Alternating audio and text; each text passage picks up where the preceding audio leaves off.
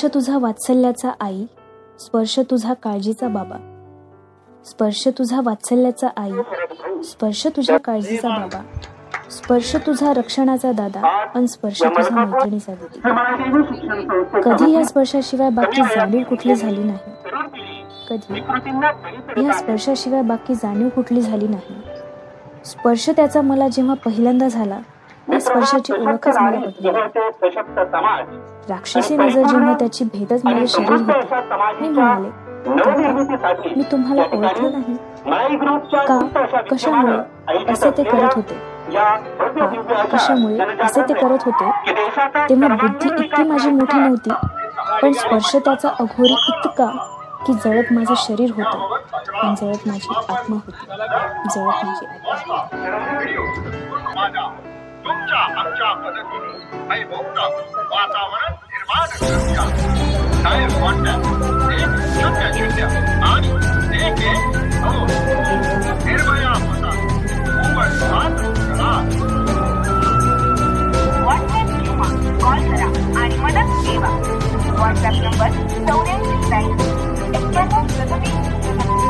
चला आपण समाजात तुमच्या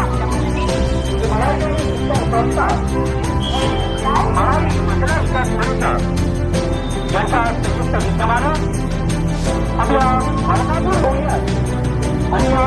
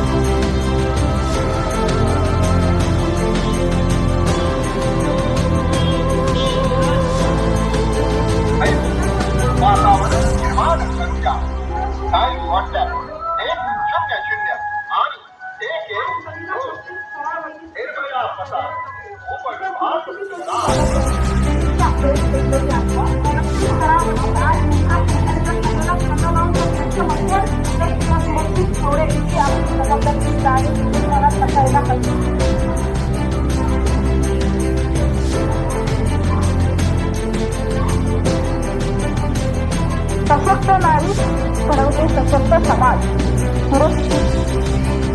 स्त्रियांना सुरक्षिततेचा आधार, समाजाला प्रगतीचा आधार. नारी ही तू उंच महाराज पुरुष आहे नकोसा.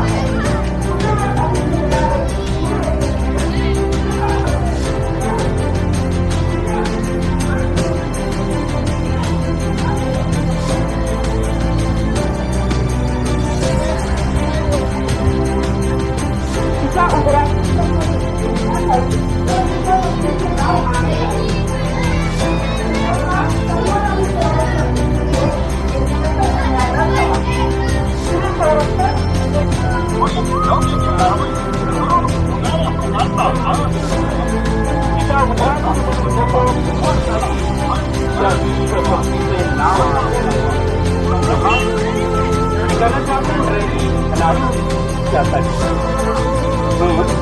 जनजागरण रॅली तुम्हा सर्वांच्या वैभवाची बघून येत आहे. तेव्हा लोकवासियाच्या बौद्ध विद्याच्या जनजागरण सहभागी होऊयात आणि विश्वासिकाच्या या रॅलीचे साक्षीदार होऊयात. आपल्या मलकापूर नगरीमध्ये न भूतो न भविष्यती अशा पद्धतीची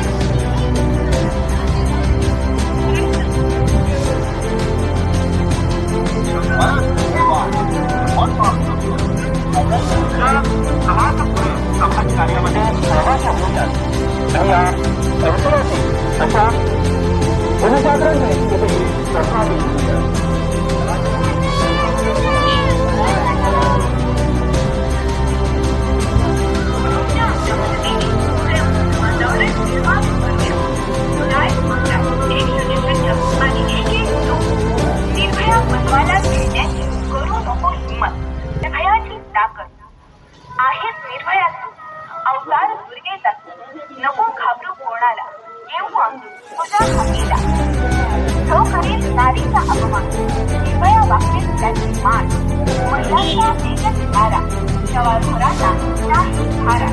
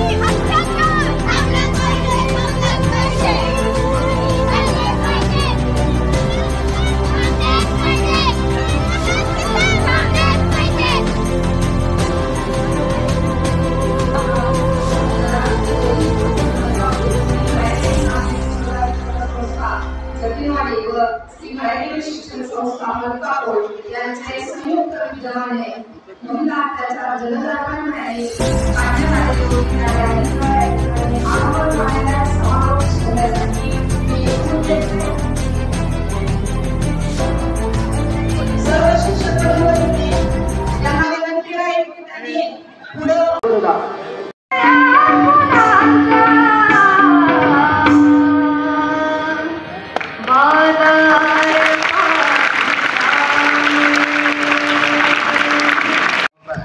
आणि या ठिकाणी सन्माननीय अब्दुल यांचा आगमन होत आहे. व शाळेचा गजरा आपण सर्वांनी त्यांचं सगळ्यांचं स्वागत करायचं आहे आणि त्यांचं मार्गदर्शन बोलायचं आणि त्या ठिकाणी होणार आहे. त्यांचं धन्यवाद. आगतम स्वागतम सुस्वागतम. माननीय अमोल ठाकूर सर, उपविभागीय पोलीस अधीक्षक कराड विभाग यांचं नुकतंच व्यासपीठावर आगमन झालेलं आहे. त्यांचं हार्दिक स्वागत. अत्याचाराचं प्रमाण वाढलेलं आहे. या निमित्तानं या ठिकाणी आम्ही या रॅलीचं आणि मेळाव्याचं आयोजन केलेलं होतं. यासाठी उपस्थित असलेल्या सर्व मान्यवरांचं स्वागत होईल. स्वागत गीताने स्वागत गीत सादर करीत आहेत.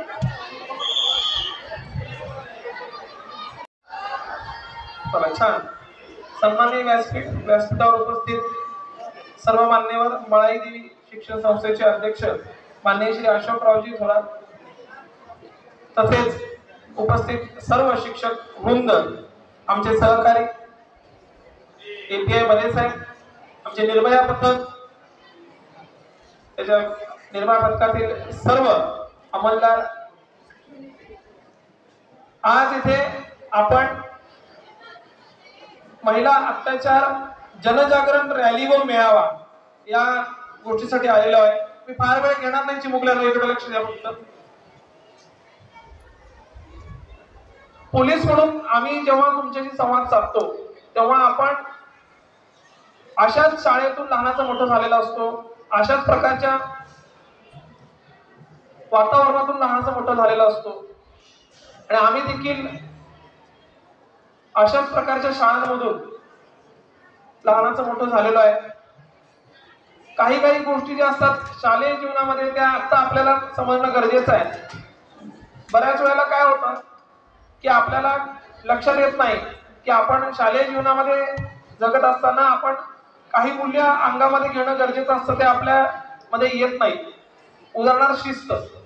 आता हे सर्वजण NCCचे कॅडेट्स आहेत. यांची बसण्याची पद्धत आणि इतरांची बसण्याची पद्धतीमध्ये फरक दिसतोय. त्यांच्या अंगावरती युनिफॉर्म आहे,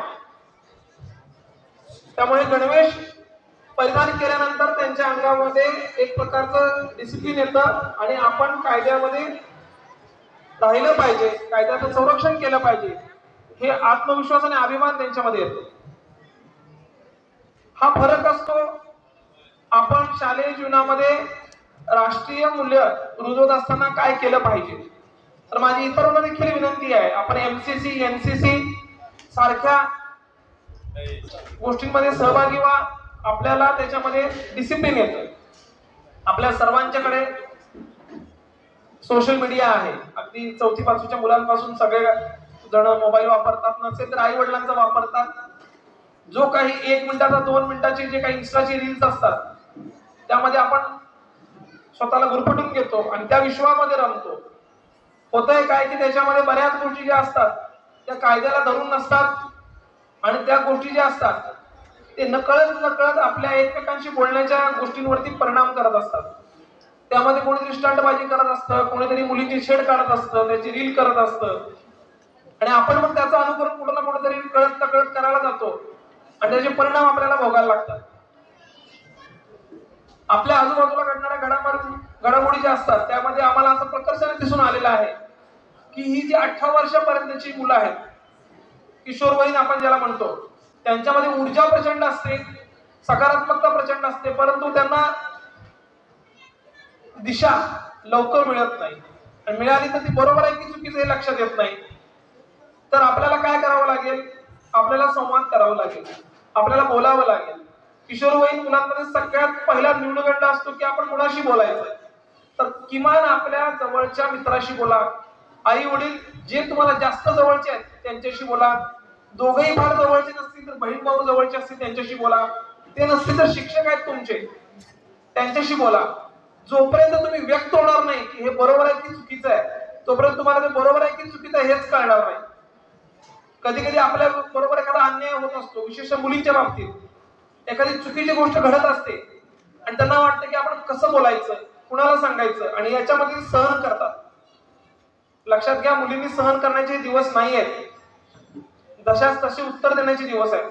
कायदा तुमच्या पाठीशी आहे, समाज तुमच्या पाठीशी आहे, शिक्षक तुमच्या पाठीशी आहेत, सर्व जण तुमच्या पाठीशी आहेत, सरकार तुमच्या पाठीशी आहे.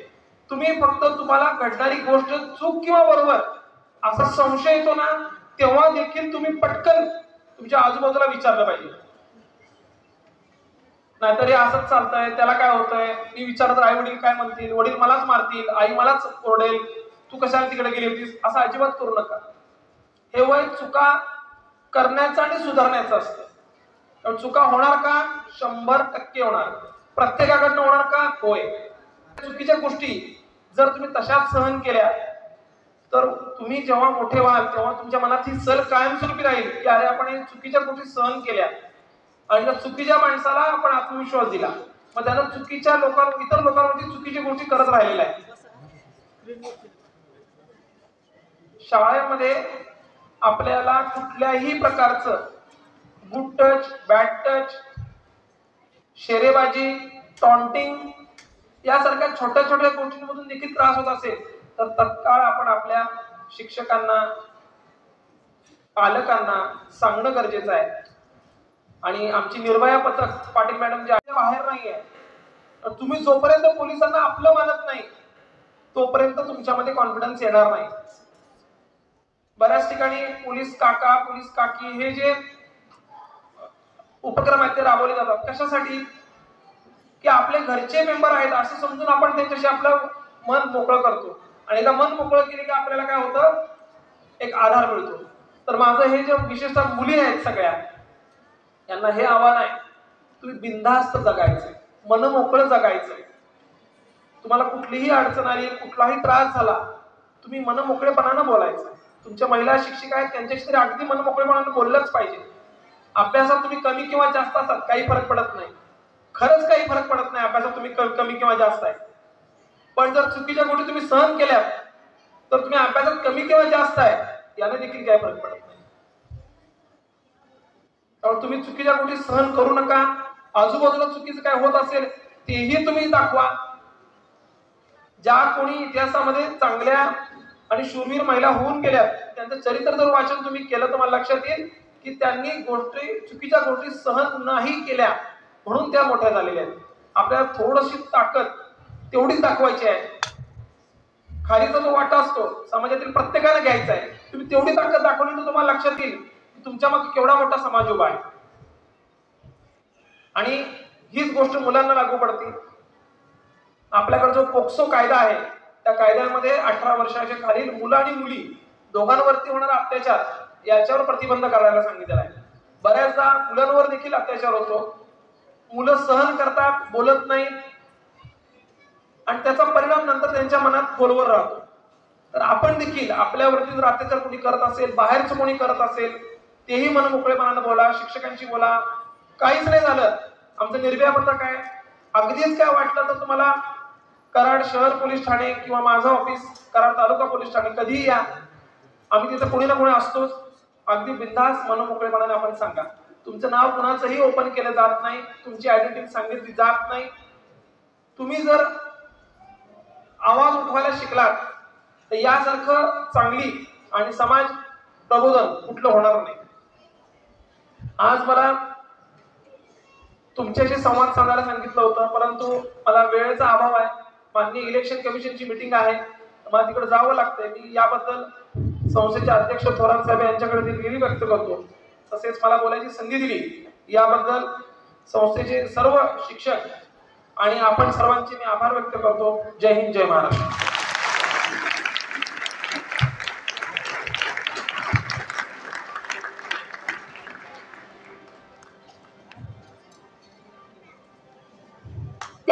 धन्यवाद सर. आज या ठिकाणी या मेळाव्यामध्ये आजच्या कार्यक्रमाचे अध्यक्ष शेती मित्र माननीय श्री अशोकराव थोरात भाऊ, प्रमुख पाहुणे माननीय श्री अमोलजी ठाकूर सर, सहाय्यक पोलीस निरीक्षक. प्रकार कसे असतात आणि ह्याच्यात मूळ काय आहे? मोबाईल आहे. मोबाईल, इंटरनेट आणि मोबाईलचा वापर करून, आणि हे इथं बसलेले नसतात, हे पश्चिम बंगाल UP मध्ये बसून सर्व करत असतात. तर ह्याच काय आहे? तुम्ही जेवढं जागरूक राहता तेवढा फायदा आहे. आता आपण ट्रूकॉलर ऍप डाउनलोड करतो. ती ट्रूकॉलर ऍप डाउनलोड करताना ती विचारतो तुम्हाला तुमचे कॉन्टॅक्ट अलाउड करू का? आपण म्हणतो अलाउड. मग तुमचे सर्व कॉन्टॅक्ट त्या ऍपला जॉईन होतात. तुमचं लोकेशन अलाउड म्हणतो आपण, तुमचे फोटो अलाउड म्हणतो. मग हे तुम्ही ज्या टायमाला अलाउड करता त्या टायमाला ती माहिती त्या ऍपला अटॅच होते. त्या ट्रू कॉलरवर कुणाचं नाव कसं माहितीये तुम्हाला? कुणीतरी त्याचं कॉन्टॅक्ट लिस्ट दिलेली ट्रू कॉलरला, म्हणून तुमचं नाव तिथे ट्रू कॉलरवर पडतं. गेम मध्ये पण सेम तसंच असतंय. गेम डाउनलोड करताना डायरेक्ट डाउनलोड होत नाही गेम कधीच. तुमच्याकडनं 4-5 परवानग्या घेतल्याशिवाय गेम डाउनलोड होत नाही, आणि त्या परवानग्या तुम्ही देता. त्या परवानग्या दिल्यामुळे तुमचं लोकेशन, तुम्ही काय करताय, तुमचे फोटो अलाउड करता, तुमचे व्हिडिओ अलाउड करता. उद्या त्याचाच वापर आरोपी वेगवेगळ्या पद्धतीने करतात. की आपला एखादा फोटो असेल तो दाखवतात, आपल्याला व्हॉट्सअपवर टाकतात, तो फोटो आम्ही फेसबुकवर, इंस्टावर तुमचा टाकून देतो, एवढे पैसे द्या. की आपण घाबरे काय म्हणतो, आला फोटो नाही गेला पाहिजे, पैसे पाठवून देतो. आणि जोपर्यंत पैसे पाठवतो तोपर्यंत ते काहीच करत नाही. म्हणजे तुम्ही पण थोडं इंटरनेट वापरताना, मोबाईल वापरताना व्यवस्थित वापरला पाहिजे. की बाबा हे कसं करायचं, काय ऍपला असते, फक्त ते ऍप वापरतानाच आपण परवानगी देतो. कायमला असते की आपण परवानगी द्यायची नसते. मग असं थोडं वाचून तुम्ही जर ती डाउनलोड केलं तर सायबर क्राईम संदर्भात घडणारे घोटाळे बऱ्यापैकी कमी होतील. आता दुसरी गोष्ट, मोबाईल मुलांना द्यायचे का नाही? मुलांच्या संदर्भात पण मोबाईलचे तेच की तुम्ही त्यांना कंट्रोल कसं करू शकता. मस्त वाटतं आपल्याला द्यायचा नाही, पण मोबाईल दिल्याशिवाय, म्हणजे आज ती काळाची गरज आहे. पण योग्य वापरासाठी जर तुम्ही मोबाईल दिला तर काय अडचण नाही. पण आता काय झालंय, मोबाईल मध्ये पण तुमची जशी आवड आहे तसे रील्स येत राहतात. माणूस तसंच बघत पुढं जातो, आणि त्या रील्स तशा आपला तास 1.5 तास कसा गेला हे समजून येत नाही. ही घरच्यांचं पण होतं, मुलांचं पण होतं. पण ज्यावेळेस आपण, आता आम्ही ज्यावेळेस एखादी गाडी इथं पार्क करू नको म्हणतो, तर त्याचा पुढचा प्रश्न असतो कुठं पार्क करू. मग ह्या प्रश्नाचं उत्तर तुम्हाला द्यायचंय. मोबाईल नको घेऊ तर काय करू, मोबाईल घेऊ नको तर काय करू. मग त्याच्यासाठी तुम्हाला त्याचे आवडते छंद कोणते, त्याला काय आवडतं, ड्रॉइंग आवडतं, म्युझिक आवडतं, काय आवडतं, त्याच्यात त्याचं मन रमलं पाहिजे. मग तुम्हाला तो पर्याय उभा करायला लागेल. त्या टायमाला मोबाईलची सवय कमी होणार आहे. सातारा जिल्हा निर्भया पथक कराड, पोलीस चौकी मलकापूर, श्री मायदेवी शिक्षण संस्था, मायदेवी नागरी पतसंस्था, श्री माय महिला विकास मंच यांच्या संयुक्त विद्यमाने आज घेण्यात आलेल्या महिला अत्याचार विरोधी जनजागरण रॅली आणि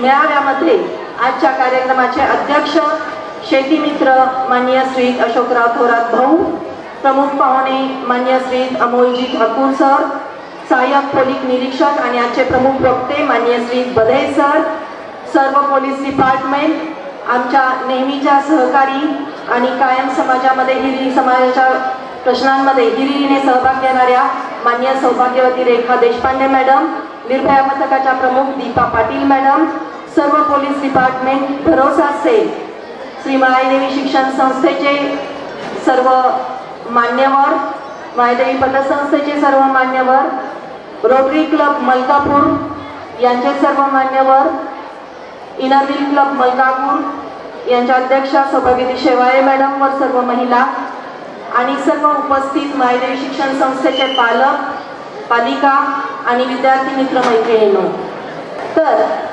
महिला आणि मुली यांच्या अत्याचाराचं प्रमाण आता जर आपण पाहत आहोत तर अतिशय गंभीररित्या वाढत आहे. गेल्या काही दिवसांमध्ये खूप जास्त प्रमाणामध्ये अल्पवयीन मुली आणि वयस्कर मध्यमवयीन महिला यांच्यावरती शारीरिक अत्याचाराचं प्रमाण वाढत चाललेलं आहे.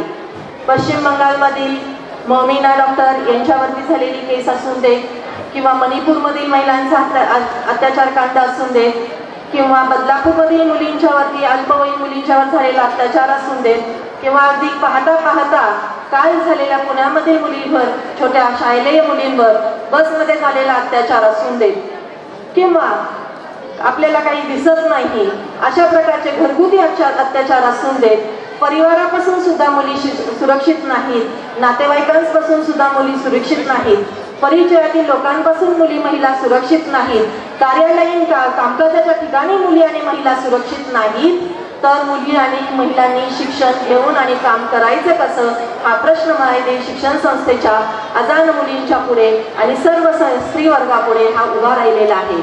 महिला विकास मंच गेले 18 वर्ष या क्षेत्रामध्ये काम करतोय आणि हा त्यांचा 54वा मेळावा आहे. परंतु हा मेळावा हा महिला मेळावा न ठेवता संपूर्ण समाजाचा स्त्री पुरुष मेळावा घेण्याचं महिला विकास मंचने ठरवले आहे. तर ह्या अत्याचारांचं जे प्रमाण वाढत चाललेलं आहे, खरंच हे फक्त मुलींनी स्वतःची सुरक्षा घेऊन आणि सबल होऊन शक्य आहे का? तर अजिबात नाही. मुली सक्षमीकरण करणं हे महत्वाचंच आहे, परंतु आपल्याला असं वाटत नाही का मुलींची आणि महिलांची सुरक्षितता ही आपल्या संपूर्ण समाजाची जबाबदारी आहे?